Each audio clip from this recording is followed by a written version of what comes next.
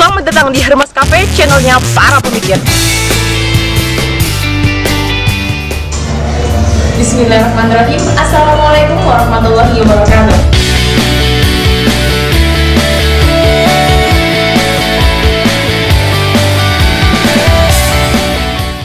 Apa kabar sahabat cendekia? Semoga sehat dan bahagia selalu. Amin. Ya, welcome to Hermes Cafe bersama saya Uzma Tastia dan Bapak Muslim Jaga. Apa kabar Bang? Alhamdulillah, malam ini bahagia selalu. Bahagia selalu, alhamdulillah. Ya, sahabat cendekia, kali ini kita akan bahas tentang Gadamer nih bersama Bapak Muslim. Gadamer ini adalah tokoh hermeneutik filsuf bisnis. Nah, itu mungkin ini backgroundnya gimana kok bisa jadi hermeneutik filosofis, karena di situ ceritanya berbeda dari tokoh sebelumnya yang termasuk hermeneutik reproduktif. Ya, saya kira ada dua background penting yang dikritisi oleh Gadamer sehingga tokoh ini memformulasikan hermeneutikanya yang kita dikenal sebagai hermeneutika filosofis. Yang pertama yang menjadi latar belakang adalah model hermeneutik yang sering disebut dengan hermeneutika romantis, disebut juga dengan hermeneutika estetis ya. Dan yang kedua adalah hermeneutika objektif atau hermeneutika sebagai metodologi di bidang social scientist dan humaniora yang dikembangkan oleh William Dilthey. Kalau tadi yang pertama hermeneutika romantis dikembangkan oleh Sayer Macher. Nah, apa yang dikritik oleh Heidegger adalah bahwa kedua model hermeneutika itu adalah satu model hermeneutika yang kurang peduli terhadap apa yang disebut sebagai kesadaran sejarah ya. Meskipun dua-duanya adalah satu hermeneutika yang mementingkan aspek historis kalau kita ingin memahami sebuah teks. Ini saja kemudian ada beberapa kelemahan dari dua model hermeneutika itu. Sayer Macher misalkan itu hermeneutikanya adalah satu usaha untuk menggali makna di masa lampau, di mana mana-mana masa lampau itu dihadirkan kembali ke masa kini sehingga hermeneutika disebut sebagai hermeneutika reproduktif. Nah, yang jadi persoalan kemudian adalah semuanya dalam proses penafsiran hermeneutis yang reproduktif itu seolah-olah yang namanya penafsir itu terpisah dari sejarah. Dia seolah-olah berdiri di atas sejarah. Apa yang dihadirkan adalah masa lampau yang terpisah dari makna masa lampau yang terpisah dari sang pembaca yang hidup dalam sejarah tertentu. Jadi seolah-olah pembaca itu tidak memiliki ruang sejarah tersendiri yang juga akan sangat berpengaruh terhadap penafsiran. Ini yang dikritik oleh Gadamer. Sementara yang kedua sama yang dikritik oleh Gadamer terhadap Dilthey itu juga sama. Jadi Gadamer menganggap Dilthey itu tidak bisa memisahkan mengenai kesadaran atas sejarah dan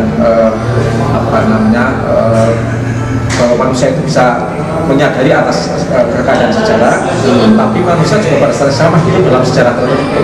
Manusia hidup pada sejarah tertentu. Jadi seolah-olah namanya pemahaman objektif kan begini. Kalau ada teks, ada realitas, itu orang bisa secara objektif melihat di atas apa yang dia amati.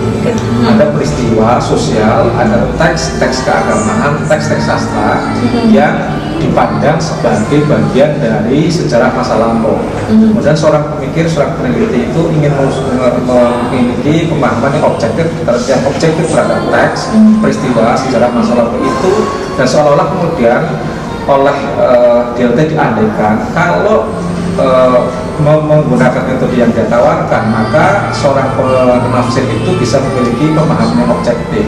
Padahal ingat, harus dibedakan antara pemahaman atas sejarah ya, jadi kesadaran atas sejarah dan kesadaran di dalam sejarah. Jadi harus dipisahkan. Orang itu meskipun memiliki kesadaran atas sejarah, tapi dia hidup dalam sejarah tertentu. Oleh karena itu, karena manusia hidup dalam kondisi sejarah tertentu, maka pemahamannya juga sekali lagi akan sangat berpengaruh terhadap penafsiran atas realitas teks, peristiwa yang terjadi dalam konteks sejarah tertentu. Ini yang dikritik oleh Gadamer ini. Jadi historisisme yang menjebak Sayer Macher dan Dilthey yang kemudian seolah-olah dengan pemahaman itu akan menghasilkan pemahaman secara yang objektif atas sebuah teks yang ditafsirkan melalui pendekatan hermeneutik. Ini yang dikritik oleh apa namanya Gadamer ya. Jadi latar belakangnya sebenarnya kritik terhadap kelemahan kritis saya Marx dan Bion kira-kira. Ketika tadi manusia itu hidup dalam sejarahnya dia sendiri, itu maksudnya adalah dia hidup membangun sejarah untuk masa depan. Apakah begitu? Ya, gini. Jadi manusia itu dalam proses penafsirannya mesti apa namanya didasarkan atas kenyataan dia hidup dalam lingkup sejarah tertentu dan itu akan sangat berpengaruh terhadap proses penafsiran yang dia hasilkan. Nah, dalam proses penafsiran itu ada dua para pemikir yang berusaha untuk mencari makna objektif dari sebuah teks, dari sebuah realitas. Itu kan memang dihambat oleh dua hal ya. Yang pertama yang disebut sebagai hambatan yang dimunculkan oleh otoritas. Yang kedua hambatan yang dimunculkan oleh tradisi. Jadi orang seperti saya Maker dan itu menganggap bahwa otoritas dan tradisi itu adalah dua hal yang menghambat proses pemahaman objektif. Ini yang berusaha untuk dirubah oleh Gadamer. Bahwa sebenarnya namanya otoritas dan tradisi itu merupakan sesuatu yang penting dalam proses penafsiran sebuah teks, sebuah realitas. Jadi orang tidak mungkin bisa lari dari otoritas dan tradisi dalam rangka memahami sebuah teks. Bahkan kalau tokoh-tokoh hermeneutika di masa lampau dalam rangka memperoleh pemahaman objektif dan anti terhadap otoritas dan anti terhadap tradisi itu dibalik bahwa sebenarnya sumber-sumber kebenaran juga bisa datang dari otoritas dan sumber-sumber kebenaran bisa juga datang dari tradisi.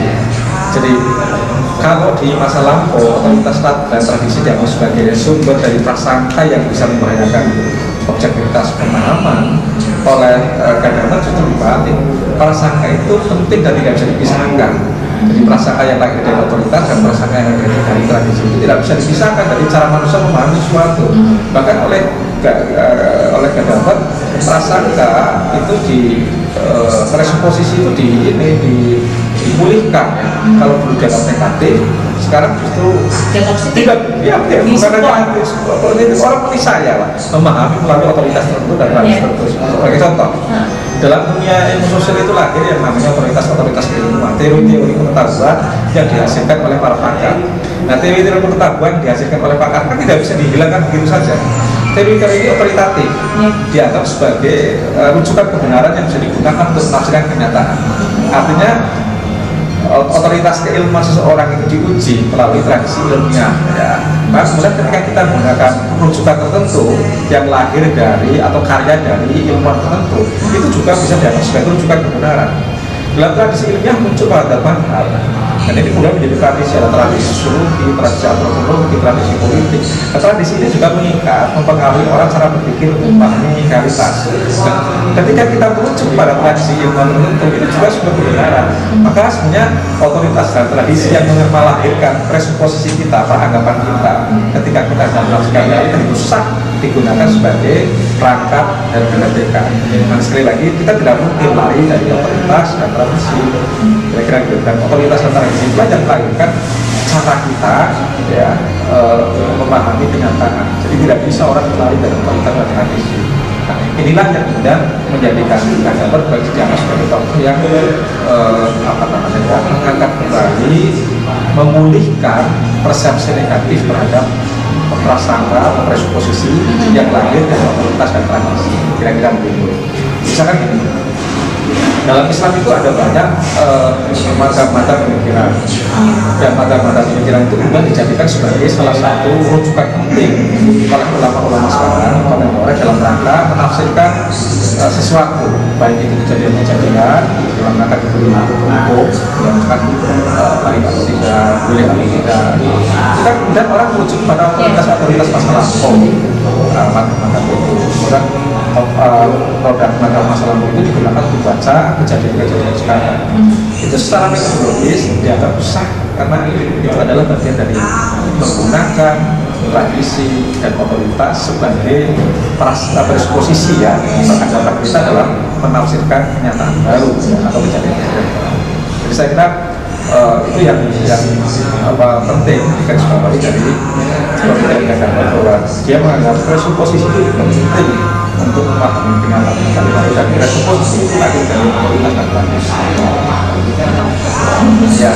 Jadi Gadamer ini dia menggabungkan horizon dari pembaca dan juga dari penulisnya, melebutkan gitu. Karena kadang kan dari tokoh sebelumnya justru menghilangkan aku dan kita fokus pada pembaca, pada penulisnya. Tapi di sini Gadamer mengajak kita untuk menggabungkan horizon dari pembaca dan juga pengarang, melebutkan. Ya, itu kan pertarungan antara madhab objektif dan madhab subjektif.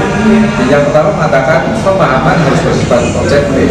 Yang satu tidak mungkin mencapai pemahaman objektif, tapi yang mungkin adalah pemahaman subjektif. Ya. Oleh Gadamer yang terjadi sebenarnya bukan objektivitas pemahaman, subjektivitas pemahaman. Dalam proses pemahaman yang terjadi adalah kesaling pemahaman antar subjek. Ya. Nah, dalam proses saling pemahaman itu maka pemahaman terbentuk oleh horizon pengarang dan horizon pembaca. Jadi horizon itu apa namanya, ruang keterbatasan yang mungkin dijangkau oleh pembaca dan pengarang. Jadi pengarang juga punya keterbatasan wawasan, pembaca juga punya keterbatasan wawasan. Dialog antar pembaca dan pengarang itulah yang memungkinkan terjadinya fusion horizon atau peleburan horizon antara horizon pengarang dan horizon pembaca. Jadi dalam pengarang ada keterbatasan horizon, dalam pembaca ada keterbatasan horizon, dan yang dihasilkan kemudian adalah kesaling pemahaman antar pembaca dan pengarang yang tidak lain adalah titik temu peleburan horizon. Nah, itu saya kira proses pemahaman tidak seperti itu. Dari kesaling pemahaman itulah yang disebut oleh Gadamer yang terjadi dalam proses pembentukan pemahaman. Kira-kira begitu. Pemahaman itu kan ada peleburan ini tadi. Iya, peleburan horizon. Oke, terus hermeneutis filosofis ini, nah itu kembali ke sana lagi. Itu yang disebut kalau misalnya hermeneutis filosofis itu fokusnya yang mana? Ya, karena yang dari apa yang sudah dibentuk atau disampaikan oleh Gadamer adalah bagaimana proses pemahaman itu terjadi. Pemahaman terjadi melalui satu proses kesaling pemahaman. Nah, dalam proses saling pemahaman itu kemudian ada proses transformasi transformasi yang dalam bahasa Jermannya disebut dengan Bildung ya. Jadi hubungan antar subjek ya dalam sebuah peristiwa pemahaman itu kan menghasilkan proses pemahaman baru ya oleh sang pembaca itu. Nah, proses yang terbentuk melalui proses saling pemahaman itulah yang disebut dengan Bildung. Jadi kalau Anda ngomong dengan saya ngomong dengan Anda, sebenarnya yang terjadi itu adalah proses transformasi ya. Anda juga ditransformasi, saya juga ditransformasi, berubah. Saya berbagi pengalaman dengan Anda berbagi pemahaman dengan saya. Nah, yang terjadi itu adalah proses pembentukan pemahaman baru yang disebut dengan Bildung. Nah, itu kenapa kemudian disebut sebagai hermeneutika filosofis. Sebenarnya apa sih hakikat pemahaman? Hakikat pemahaman adalah kesaling pemahaman. Bagaimana kesaling pemahaman itu terjadi melalui hubungan antar pengarang dan pembaca yang dibatasi oleh horizon. Ya. Kemudian pemahaman tercapai melalui apa? Melalui fusion horizon ya. Antara horizon pembaca dan horizon pengarang. Nah, yang dihasilkan dari proses hubungan antara pembaca dan pengarang melalui proses fusion horizon itu apa? Itu Bildung. Transformasinya para subjek dalam proses saling pemahaman itu yang disebut dengan Bildung. Nah, dalam rangka itu ketika konsep penting yang direkonstruksi kembali oleh Gadamer, proses pemahaman itu terjadi satu melalui proses interpretasi ya. Itu terjadi melalui pertama ada yang disebut dengan proses pemahaman itu sendiri. Kemudian yang kedua disebut sebagai proses aplikasi ya. Aplikasi itu adalah satu proses menafsirkan semuanya. Kemudian yang kedua adalah proses aplikasi. Jadi aplikasi bedanya Pak? Beda. Yang satu itu adalah satu proses penafsiran, proses proses interpretasi, dan adalah proses penggunaan aplikasi. Jadi ini yang sangat yang tiga konsep penting dari hermeneutika yang selama ini dipisahkan. Jadi kata DOT dan Schleiermacher, orang ketika membaca sebuah teks itu yang terjadi sebenarnya yang pertama adalah proses pemahaman, yang kedua adalah proses penafsiran, yang ketiga adalah aplikasi atas penafsiran itu. Contoh, Anda ceramah menggunakan ayat tertentu, maka sebenarnya terjadi ketika Anda membacakan teks pidato Anda atau ceramah Anda sedang melakukan proses memahami. Ketika Anda melakukan proses memahami, itu digunakan apa yang disebut dengan metode interpretasi kan yang ada dalam otak Anda. Digunakanlah cara-cara interpretasi tertentu. Kemudian cara-cara interpretasi itu digunakan untuk apa? Untuk memahami kenyataan Anda. Jadi mengaplikasikan apa yang Anda pahami melalui pendekatan tertentu, digunakan diaplikasikan untuk kasus-kasus tertentu. Ya. Nah, kalau menurut Gadamer, 3 hal ini tidak bisa dipisahkan. Di proses memahami, menafsirkan dan mengaplikasikan itu terjadi pada saat yang sama. Kalau Anda baca teks, maka pada saat yang sama sebenarnya terjadi adalah proses interpretasi. Karena pemahaman telah terjadi melalui proses interpretasi. Begitu Anda melakukan interpretasi, sebenarnya Anda sedang melakukan aplikasi terhadap pemahaman tertentu, metode tertentu terhadap konteks tertentu. Jadi sebenarnya yang namanya pemahaman, interpretasi dan aplikasi menurut satu kesatuan kata Gadamer tidak bisa dipisahkan. Ini yang membedakannya dengan para pemikir sebelumnya, seolah 3 hal itu terpisah kira-kira. Biasa. Jadi pentingnya di sini sebenarnya adalah aplikasi. Karena terkadang sahabat cantiknya mungkin di sini ada tangan kita baca teori Pak. Kita nggak bisa sampai ke ranah aplikasi. Kadang-kadang cuma sampai ke pengertian teori, ya masuk ke situ aja gitu. Dan ini ada kendala kita bagaimana kita bisa mengaplikasikannya kepada kehidupan sehari-hari. Itu di sini kita ini satu kesatuan tantangannya. Ya sebenarnya dalam kehidupan kita selalu menggunakan 3 hal sekaligus. Jadi Anda kan misalkan ya hidup dalam dunia sosial tertentu, Anda mesti melakukan proses pemahaman. Dalam proses pemahaman terjadi proses interpretasi. Begitu Anda jelas melakukan pemahaman dan interpretasi, maka Anda ekspresikan, Anda gunakan untuk kehidupan sehari-hari kan. Jadi kalau Anda hidup sehari, sebenarnya proses itu terjadi. Anda misalkan hidup di lingkungan sosial tertentu yang berbeda dengan Anda. Usaha Anda yang Anda lakukan pertama kali adalah memahami realitas sosial yang baru itu. Pada saat sama Anda juga menafsirkan realitas sosial yang baru. Biar saya bisa diberikan seperti apa. Aplikasinya kemudian Anda bersikap kan, memiliki sikap tersebut. Adaptasi pada adaptasi terhadap itu. Jadi pemahaman, interpretasi dan aplikasi itu sesuatu yang niscaya dalam kehidupan kita, ya. Sehingga kita bisa adaptif terhadap lingkungan. Kenapa kita bisa adaptif terhadap lingkungan? Karena kita bisa memahami secara tepat, melakukan interpretasi secara tepat, sehingga mengaplikasikan kehidupan kita secara tepat. Saya kira dalam realitas kehidupan bisa dibahas seperti itu. Jadi pemahaman, interpretasi dan aplikasi itu praktis betul dalam kehidupan kita. Dan itu tidak selalu dalam kita bahas dalam teori buku atau apa, tapi juga kita bisa mengaplikasikan dalam realita kehidupan. Nah, kalau kita bicara tentang mungkin orang pikir tematik filosofis tadi Pak, kita pingin banget nih apa yang kita baca itu bisa masuk ke dalam interpretasi, kemudian kita aplikasikan. Karena apa yang kita baca itu bisa mengubah perilaku dan kehidupan manusia. Nah, itu bagaimana Pak? Karena terkadang itu kan kita sudah terjustis oleh ini loh diri kita seperti ini. Jadi apa yang kita baca itu hanya sekedar teori. Padahal itu justru bisa mengubah kehidupan kita. Saya pikir saya ingin menyampaikan 2 hal ya. Yang pertama, saya ingin meng-highlight atau menggarisbawahi apa yang disebut oleh Gadamer sebagai kesadaran sejarah dan kesadaran dalam sejarah. Dalam hidup saya kira kita penting untuk memastikan bahwa kita harus memiliki kesadaran atas sejarah, bahwa kita bisa berdiri secara objektif terhadap peristiwa, tapi pada saat yang sama kita juga harus sadar bahwa kita hidup dalam sejarah tertentu. Artinya apa? Dalam kita menghadapi kenyataan-kenyataan yang kita hadapi itu, di samping kita berusaha untuk bersikap objektif, kita juga sadar betul persepsi kita tentang sebuah peristiwa itu dibentuk oleh lingkungan kita, karena kita tidak bisa memisahkan dari sejarah kehidupan kita sekarang ini. Nah, dengan cara begitu kemudian kita sadar bahwa sebenarnya usaha-usaha kita untuk hidup secara baik itu akan sangat ditentukan oleh kesadaran kita bahwa betapapun kita berusaha untuk bersikap objektif, tetap saja kita tidak bisa lepas dari subjektivitas kita, historisitas kita. Kalau kita menafsirkan agama, misalnya jangan buka-bukakan, karena tafsir atas agama kita itu, meskipun kita berusaha untuk seobjektif mungkin menafsirkan agama, tapi kita menyadari kita terikat ke sejarah kehidupan kita. Maka jangan belak-belakan dalam menafsirkan, dalam dalam memahami, meyakini keagamaan kita ketika kita menghadapi format model penafsiran keagamaan yang berbeda.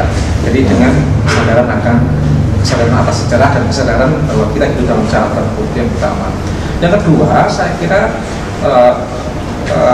metode yang ditawarkan oleh Heidegger itu juga sangat bermanfaat dalam rangka untuk menjalani kehidupan profesional sebagai pengkaji, peneliti, baik peneliti di bidang teks tertulis maupun peneliti di bidang sosial ya. Nah, kenapa? Karena metode ini saya kira sangat sangat bermanfaat dalam rangka untuk memastikan pemahaman kita terhadap teks ya, yang kemudian nanti bisa menggunakan apa yang disampaikan oleh Gadamer itu melalui proses pendekatan filosofis, bahwa apa yang dihasilkan dalam proses pendekatan filosofis itu memastikan sang pembaca menyadari bahwa betapapun kita berusaha untuk mencapai pemahaman maksimal, tapi kita dibatasi oleh horizon kan.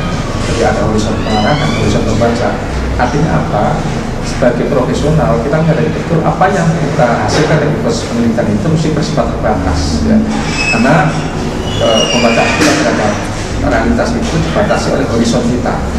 Itu yang pertama. Yang kedua, kita bisa secara akademik itu sekarang mulai menyadari betul pentingnya presuposisi yang tidak lain adalah otoritas dan tradisi yang digunakan untuk mendekati kenyataan. Kalau kita ingin presuposisinya bagus dan tajam dalam melihat kenyataan, maka mestinya kita harus memiliki referensi yang bagus yang otoritatif. Jadi peneliti yang bagus itu harus memiliki rujukan-rujukan otoritatif ya, secara akademik, karena otoritas dalam pandangan hermeneutika akademik itu dibutuhkan. Jadi otoritas juga menjadi sumber kebenaran. Itu yang pertama. Yang kedua, kita menjadi respect terhadap tradisi akademik. Kenapa? Karena dalam pandangan hermeneutika Gadamer, tradisi itu penting sebagai bentuk presuposisi kita. Tradisi itu penting kan. Kita punya tradisi akademik yang bermacam-macam, tradisi yang beragama yang bermacam-macam. Nah, otoritas dan tradisi itu memiliki sumbangan yang berharga dalam rangka membentuk presuposisi kita ketika kita menghadapi kenyataan. Artinya apa? Secara akademik mestinya orang yang memahami hermeneutikanya Heidegger itu menyadari betul pentingnya tradisi ilmiah dan otoritas ilmiah. Ya, itu saya kira sumbangan berharga dari Heidegger.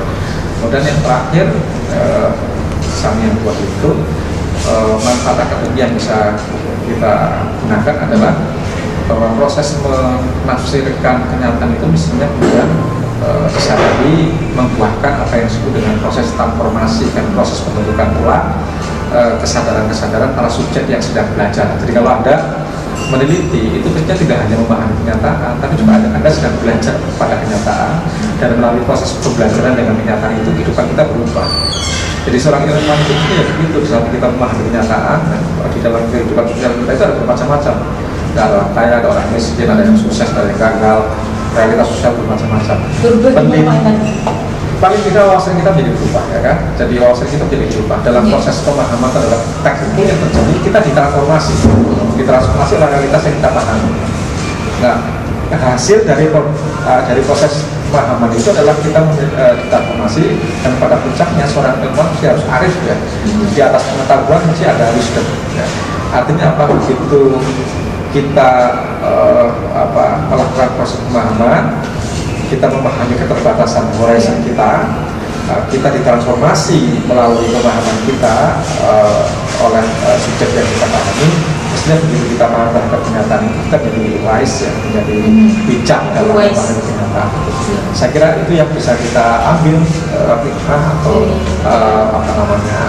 pesan moral dari hermeneutika. Nah, itulah Sobat Cetik ya, pentingnya kita memahami dari teori dan beraplikasi, mengaplikasikan dari teori apa yang kita baca dan mentransformasikan dalam kehidupan sehari-hari. Ya, terima kasih Bapak Musim atas materi Gadamer pada kali ini. Oke, begitu Sobat Cetik ya, sampai jumpa di episode selanjutnya. Terus bersama kami Hermes Cafe. Sampai jumpa. Wassalamualaikum warahmatullahi wabarakatuh.